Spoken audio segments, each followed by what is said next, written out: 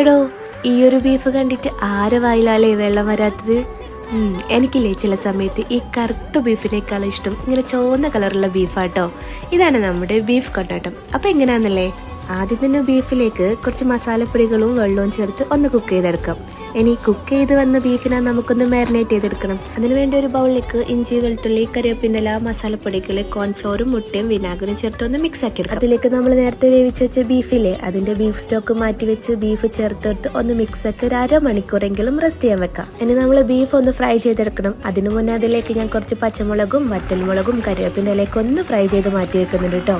ഇനി ഇതിലേക്ക് നമ്മൾ നേരത്തെ മസാല തേച്ച് വെച്ച ബീഫില്ലേ, അത് ചേർത്തെടുത്ത് ഒന്ന് നല്ലോണം തന്നെ ഒന്ന് ഫ്രൈ ചെയ്തെടുക്കാം. ഫ്രൈ ചെയ്ത് കഴിഞ്ഞാൽ ഇതിൽ നിന്ന് കുറച്ച് ഓയിൽ മാറ്റി വെച്ച് ആവശ്യമുള്ള ഓയിൽ മാത്രം എടുത്ത് അതിലേക്ക് ഇഞ്ചിയും വെളുത്തുള്ളിയും പിന്നെ ഉള്ളിയും ചെറിയ ഉള്ളിയും കൂടെ ഞാൻ ചേർത്തെടുക്കുന്നുണ്ട്. നിങ്ങൾക്ക് വേണമെങ്കിൽ ചെറിയ ഉള്ളി മാത്രം ചേർത്തെടുക്കാം. ഇതിലേക്ക് ഞാൻ മസാലപ്പൊടികളും ബീഫ് സ്റ്റോക്കും ടൊമാറ്റോ കെച്ചപ്പും ചേർത്ത് പിന്നെ നമ്മുടെ പൊരിച്ച് വെച്ച ബീഫും ചേർത്ത് ഒന്ന് നല്ലോണം മിക്സ് ആക്കി എടുക്കുന്നുണ്ട്.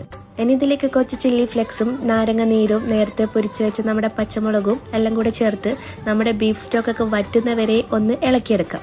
അങ്ങനെ ഇളക്കി കഴിഞ്ഞ് ഇതേപോലെ അയക്കണ്ടെങ്കിൽ മക്കളെ, നമ്മൾ ബീഫ് കൊണ്ടിട്ട് റെഡി കേട്ടോ. നല്ല മൊരിഞ്ഞ പൊറോട്ടൻ്റെ ഒപ്പം കഴിക്കാം. ഇത് മാത്രം മതി കേട്ടോ. അപ്പം എങ്ങനെയാ നിങ്ങൾ ഉണ്ടാക്കല്ലേ? എന്നാ ഓക്കെ, ബൈ.